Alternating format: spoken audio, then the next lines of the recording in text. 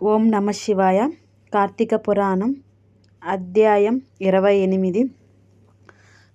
నారద మహర్షి ఉత మహారాజుకి మధ్య జరిగిన సంభాషణను గురించి కృష్ణుడి ద్వారా సత్యభామ తెలుసుకుంటుంది.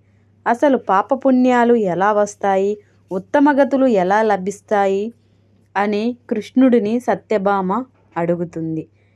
అందుకు కృష్ణుడు ఇలా చెప్పడం మొదలు పెడతాడు. కృతాయుగంలో ఎవరు పాపం చేసినా గ్రామస్తులంతా అనుభవించవలసి వచ్చేది. ద్వాపర యుగంలో ఒక వ్యక్తి పాపాలు చేస్తే అతని కుటుంబ సభ్యులు మాత్రమే ఆ కర్మ ఫలితాన్ని అనుభవించవలసి వచ్చేది. కానీ కలియుగంలో ఎవరైతే పాపం చేస్తారో ఆ ఒక్కరు మాత్రమే ఫలితాన్ని అనుభవించవలసి ఉంటుంది. అంతేకాదు, కలియుగంలో ఉద్దేశపూర్వకంగా పుణ్యం చెయ్యలేకపోయినా పుణ్యకార్యాలను చూడటం వల్ల కూడా కొంత పుణ్యం లభిస్తుంది.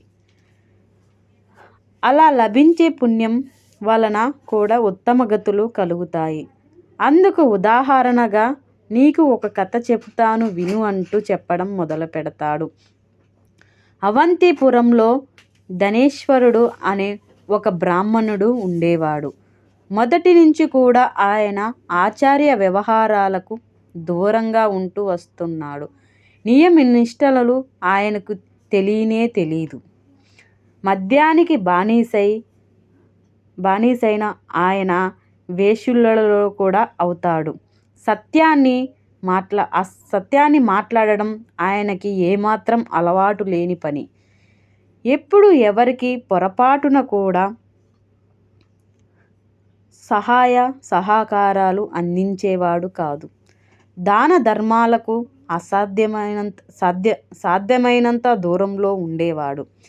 ఏదో ఒక వ్యాపారం చేసుకుంటూ ఆ పనిపై అన్ని ఊర్లు తిరుగుతూ ఉండేవాడు. అలా ఆయన ఒక కార్తీక మాసానికి మహిన్మతి నగరం అని చేరుకుంటాడు. ఆ నగరం చుట్టూ నర్మదా నది ప్రవహిస్తూ ఉంటుంది. కార్తీకంలో పెద్ద సంఖ్యలో అక్కడికి భక్తులు తరలి వస్తుంటారు. అందువలన తన వ్యాపారం బాగా సాగుతుందనే ఉద్దేశంతో ఆయన అక్కడికి చేరుకుంటాడు. ప్రతిరోజు తెల్లవారకన్నా ముందే భక్తులు కార్తీక స్నానం చేయడం చూస్తాడు. తాను కూడా చేసేవాడు. అలాగే దూర ప్రాంతాల నుంచి వచ్చిన వారు ఆయనకి పరిచయం అవుతారు.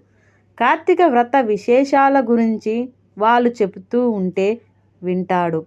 అలాగే భగవంతుని నీల విశేషాల గురించి మాట్లాడుకుంటుంటే ఆసక్తితో వింటాడు.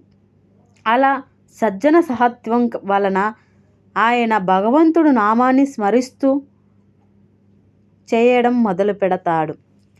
ఇలా కార్తీక మాసంలో తన వ్యాపారం కూడా బాగా సాగుతూ ఉండడంతో ధనేశ్వరుడు ఆ నగరంలోనే ఆ నెలంతా ఉండిపోతాడు.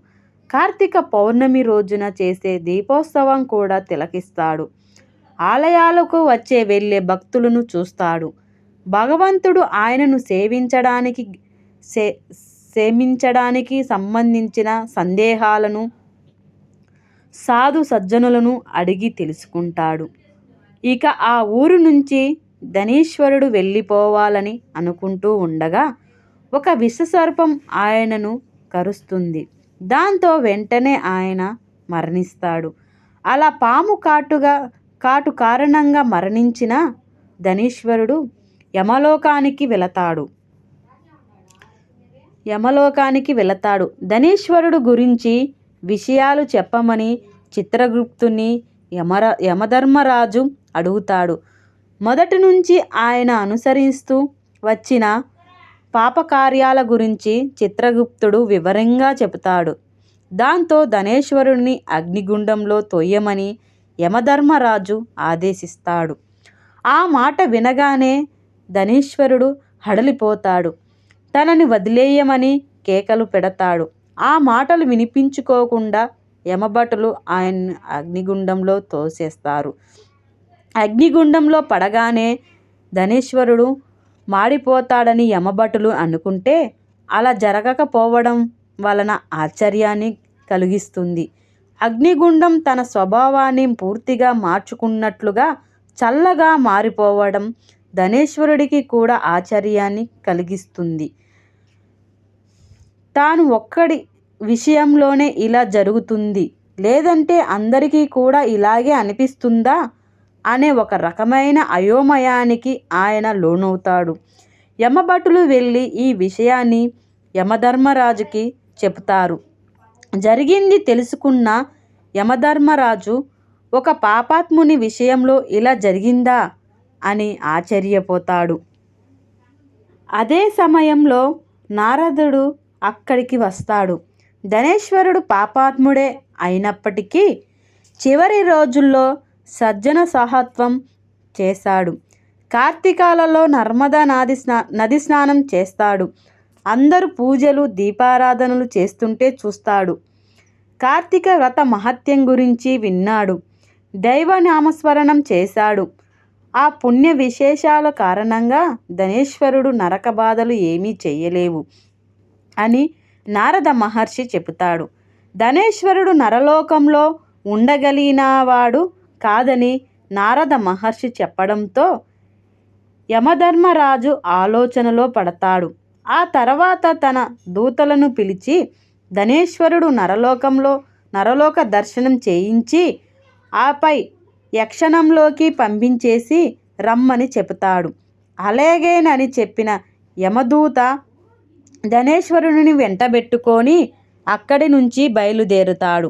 నరలోకాలు వివిధ రకాలుగా అమలు చేసే శిక్షలను గురించి చెబుతాడు యమదూత. అతనిని తీసుకొని వెళుతుంటే తపప్త వాలుకము, అందత మిశ్రమము, కక్రచము, అసప్రత పవనం, కుటశాల్మిని, రక్తపు యాము, కుంభిపాకము, రౌరము అనే నరకంలోని శిక్షించే కేంద్రాలను ధనేశ్వరుడికి చూపిస్తాడు. ఎవరు చేసిన పాపాలను వారిని ఇక్కడ శిక్షించడం జరుగుతూ ఉంటుంది. అన్నిటికంటే జీవులకు ఎక్కువగా బాధపడేది కుంభిపాకము అనే నరకానికి ఒకవైపున మహాదుర్గంధము, మరోవైపున మహాభయంకరమైన కుంభిపాకమును చూపిస్తాడు. జీవుడు పడే హింస అంతా ఇంత కాదు అని చెబుతాడు. ఆ తర్వాత రౌరము అనే నరకం నుండి భయంకరమైనది, దీర్ఘకాలంగా బాధలను అనుభవించవలసిన వారిని తీసుకొని వచ్చి ఇందులో పడివేస్తారు. ఒక్కసారిగా ఇందులో పడిన వారు కొన్ని వేల సంవత్సరాల పాటు ఇందులో నుంచి బయటపడలేరు. నువ్వు ఎన్ని పాపాలు చేసినప్పటికీ కార్తీక వ్రతాన్ని ఆచరించిన వారితో కలిసి ఉన్నావు. ఆ వ్రతం గురించి విన్నావు. అందువలన నువ్వు ఇలాంటి శిక్షలు అనుభవించకుండా నరకం దగ్గర నుంచి మాత్రమే చూసి వెళుతున్నావు అంటాడు. యమదూత వెంటరాని ధనేశ్వరుడు యక్షలోకం చేరుకుంటాడు.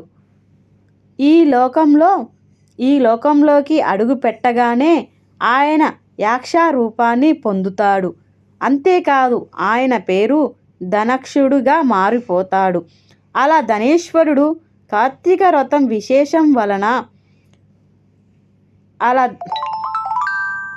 ధనక్షుడిగా మారిపోతాడు అని కృష్ణుడు చెప్పడంతో సత్యభామ ఆశ్చర్యపోతుంది. అలా కార్తీక వ్రత మహత్యం గురించి సత్యభామకు కృష్ణుడు తెలియజేస్తాడు అని సూతుడు మహర్షితో చెబుతాడు. కార్తీక పురాణం అధ్యాయం 28 సమాప్తం. ఓం నమః శివాయ.